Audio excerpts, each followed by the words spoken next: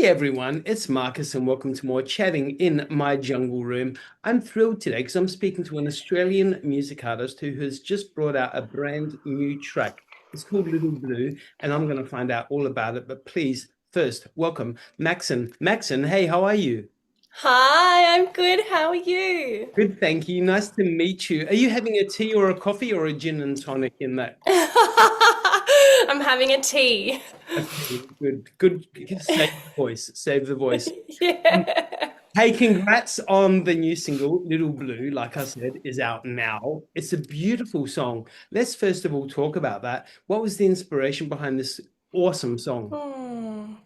Yeah, it's an interesting topic actually because just a little bit of a trigger warning for anyone that deals with depression and mental health. But at the time that I wrote that song, my brother was having a bit of a hard time with some just processing lots of different things throughout his life, and it hit me really hard.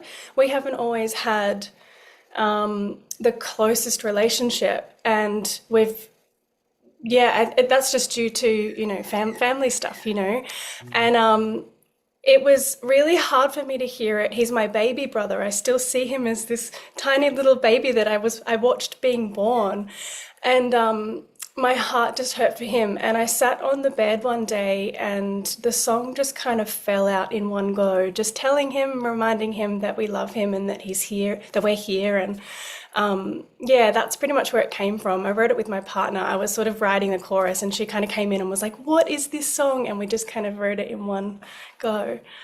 And so when your brother heard this song and knowing full well that it was written for him, what was his response? Yeah, he loves it a lot. I think we've had many tears over it, and he's seen it.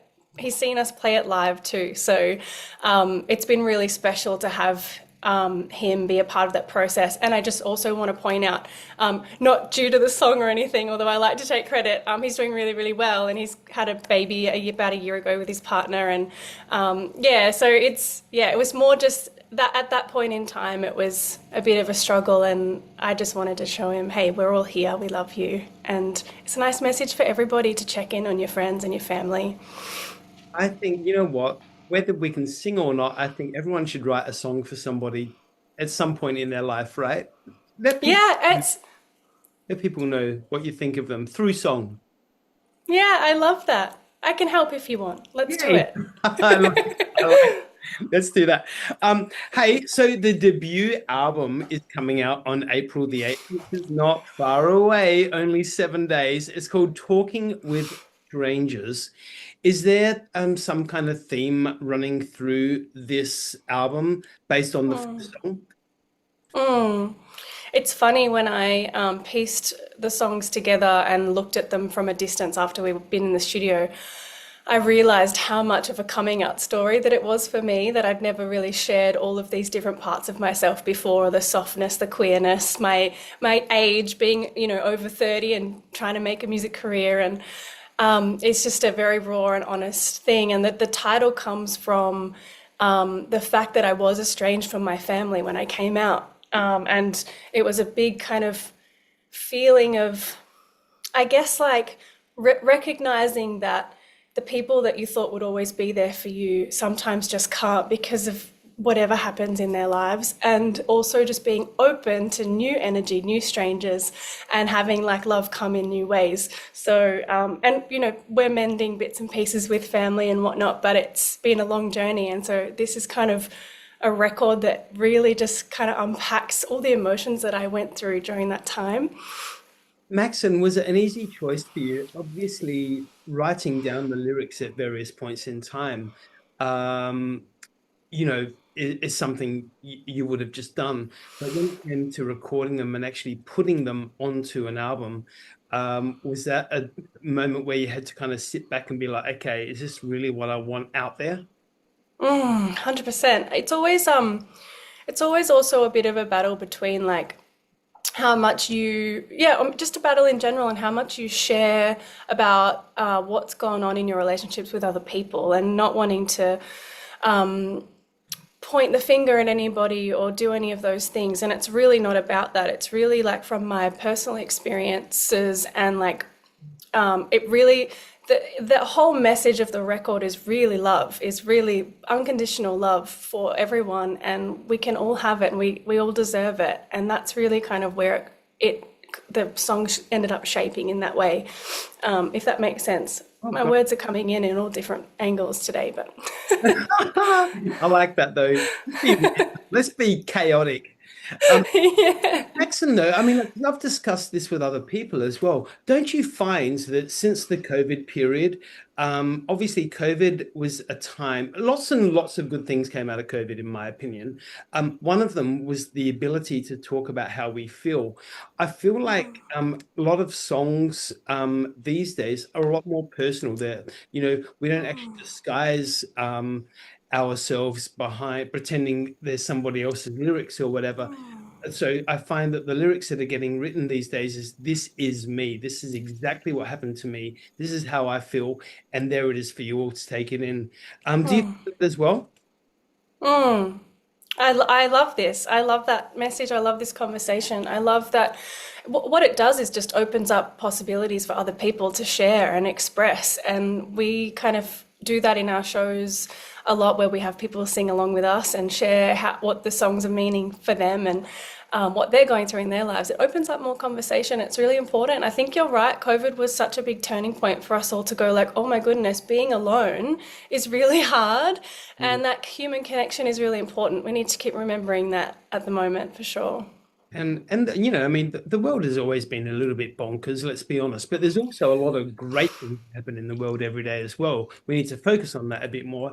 But I feel, we definitely need to start talking about how we feel a little bit more. And songs, music definitely helps with that. And reminds us that we are not alone. Hey, let's go way back to the early days. Who were you listening to? Who was your big inspirations in the early days when you were growing up? It's so funny when people listen to me, they're not surprised by this list. It's Sarah Bareilles, and early, it was Jewel and Alanis Morissette. I was obsessed. Any kind of female singer-songwriter, empowering, saying what they want to say, big feelings. Mhm. Yeah, all of that stuff. And I also loved, oh, well, I was firstly obsessed with The Labyrinth and all the songs that were in The Labyrinth with David Bowie. And so I had a David Bowie obsession after discovering him in that as well. But my brother showed me that film, my older brother. So I mean, can we talk about Jules' Pieces of You album? I mean, there is no other, I mean, iconic. I can't even. it's just so raw and vulnerable and everything that was happening to her and the world at the time. Yeah. It created such like I think social change for a lot of society, and I think it stands the test of time. I love a really raw organic record. It does something to us. And so who are you listening to now? Who's really, who are you looking at, listening to that you're kind of like, It's really funny. When we were making the record, I was trying not to listen to anything at all, and now coming out of that phase and putting music out, really enjoying a lot of local artists. There's a couple of Mornington Peninsula artisan bands that I've just really fallen in love with, and I don't really kind of look at specific genres. I just kind of like discover something and then stick with it for a while. And I think I mentioned Sarah Bareilles before. Everything she does, I can't not love. I don't know what it is. She's just got this voice, and I'm just really inspired by the way she puts her kind of lyrics with her melodies, and they flow really beautifully. So I listen to her kind of on repeat most days. But I have also really fallen in love with Chapel Roan. I think she's just incredible. you've got so much. Like I'm a bit late to the party, I know, but yeah, because I've been deep in my own shit, but yeah. Okay, something has just come to me, all right? You need to get a pen and a notepad because you need to write this down. But Can I, yeah. I'm a generation or two or three older than you. But Cyndi Lauper brought out a track based on one of her best friends that was really struggling with mental health, which was a big thing to talk about back in the 80s, late 80s. No one, no, like I said, no one discussed that kind of stuff. They always covered Mm. up pretending with someone else, blah, blah, blah. Anyways, Cyndi Lauper wrote a track called Boy Blue. Oh, I have not heard You this. need, when we get off this, you need to listen to Boy Blue, and it's literally in sync with what you are saying about your brother. Hers is about her best friend, who was going through mental anguish. Check that one out. There you go. That's incredible. She, such a powerhouse. Oh my goodness. Incredible. Again, kicking it still, Yeah. phenomenal. My phone's just written Cindy Pauper, but I know what it means. So yeah, Boy Blue, check it out. Um, Wow. hey, so when the album comes out, like we said, Talking with Strangers on April the 8th, is there a chance of an Australian tour, please? Yeah, we have a did you say touring? It's cut out a little bit, An but yeah. Australian tour, yeah. Yeah, we're gonna go up the coast and do some shows. I really hope to get to WA later in the year. That's something that we're talking about a lot. I've never been there before, so that would be really, really nice. We have an album launch in Melbourne on the 7th of May with the seven-piece band, Wow. and then we'll tour as a duo or trio up the coast. So yeah, lots of shows coming, which is exciting. Well, I'm in Adelaide, so if you're going to WA, you must stop over in Adelaide first, or Yeah. on the way back. Yeah. I have to hit you up and see where we could play. That'd be awesome. So many ideas over here for you. Yeah. Hey, going forward with your career, which is just going to go nuts. I can see it already because your energy is just vivacious. But is there a collaboration that would be on your hit list of people you'd love to work? That's so funny. I'm laughing already because my I know what my answer is, and it's Sarah Bareilles, but I just feel like I'd get in the room and not be able to talk or do anything because I idolize her so much, and I feel like I just want to sit there and watch her work, which would just be a big creepo. Um, but there's also an Australian singer-songwriter. I think he's in LA now, Ben Abraham. I'd love to write with him one day for sure. That would be a massive dream come true. Make it happen. Yeah. Do it. Um, hey, with your career so far, with all the twists and turns that you've had, the experiences that you've had, what would be one of your biggest lessons that you've learned in this industry? Hmm. Gosh, it's so simple. Be yourself. You get told left, right, and center that you don't have a sound and you don't have a voice and you don't have this and you don't have that, and it's all untrue. And it really doesn't service what you have to say inside of you, and everything that you have is inside of you, literally. So spend time alone and be creative, and only surround yourself with people who believe in you, because that vibration will carry through to other people. Yeah, be really, really find who you are and be yourself. Don't let anyone tell you otherwise. Ah, good advice. Chuck it on the t-shirt. Yay. Yeah. Hey, 2018 History came out. Since then, you've dropped a lot of tracks. I think there's been about 9 tracks now leading up to this incredible album. I've done my research. But from 2018 up to now, which is, 8 years essentially, how do you think your sound has changed or developed? Hmm. Changes all the time, and I just let it be what it is in the moment. This particular, yeah, in those early days when we were doing history and everything, we were making it all by ourselves on the fly, not really sure what we were doing, getting support from audio engineers and things like that, or booking out studios and just going like, let's see what happens. And it all kind of I just built some confidence to ask a producer one day to work on one of the singles on the record, which is called Best Shot, which came out a few years ago. And I fell in love with the process of tapping into someone else's brain and seeing what they can bring to the table. And it was just just made sense to work with him again. So then I went for some funding and received funding to work with him on the full record. So he's John Ostia is his name, and yeah, been a real blessing. And we spent so much time really focusing and curating all the tracks together. So it's as much his as it is mine, this new sound for sure. You are just going to be like your career's going to take off. I can see it already. You know what? I just had this radical idea. Gotta cry. I know, cry, get emotional, darling, because that's where the big ideas come from. Someone did tell me though, before I tell you this other idea that I just had, someone did tell me that the biggest lessons you learn are not through success.